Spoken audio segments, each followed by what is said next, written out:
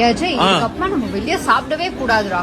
4 நாளுக்கு நம்ம பில்லு எவ்வளவு ஆயிக்குதுடா. சீரியஸாடா டே ரொம்ப செலவு பண்ணிங்கறடா மாம். சேவிங்ஸ் என்னடா அவ ஃபியூச்சர்ல ஒண்ணுமே காதா வயித்துல தான் போய் சேரும். சோ நம்ம சாப்பிடுறது வெளியில ஸ்டாப் பண்ணிடலாம். ஆமாடா என்னதான் இருந்தாலும் நம்ம வெளிய சாப்பிட கூடாது. அப்படி நான் கேட்டனால நீ என்ன அச்சு கூட்டி நந்தறனா. அச்சு கூட்டன மாட்டேன். பல்லே வச்சிர நாளைக்கு நீ சாப்பிட மாட்டே தானே. ஆமாடா நம்ம வெளிய சாப்பிடவே மாட்டோம். சாப்பிடவே மாட்டோம்டா. ப்ராமிஸ்டா மாம். சூப்பர்டா. நல்ல காசு சம்பாதிக்க போறேன். நான் ஃபியூச்சர்ல சேர்த்தே வைக்க போறேன். ஆனா எனக்கு கொஞ்சம் லைட்டா தலை வலியுது ராஜு. ரொம்பவே வலியுது. ஒரு காஃபி மட்டும் சொல்றியா? நேஹா இப்பதானா சொன்ன வெளியில சாப்பிட கூடாதுன்னு. டேய் ஒரே ஒரு காஃபி தானடா. டேய் என்னடா இட போகுது ப்ளீஸ் வாங்கிடா. காஃபி வானாடா. டேய் ஒரு காஃபி கேட்டதுக்கு இவ்ளோ ஆக்டிங் பண்றியே. எனக்கு காஃபி வேணா ஒண்ணுமே வேணாம். அம்மா டேய் நடிப்பி. சரிடா அப்பா வாங்கி தரடா.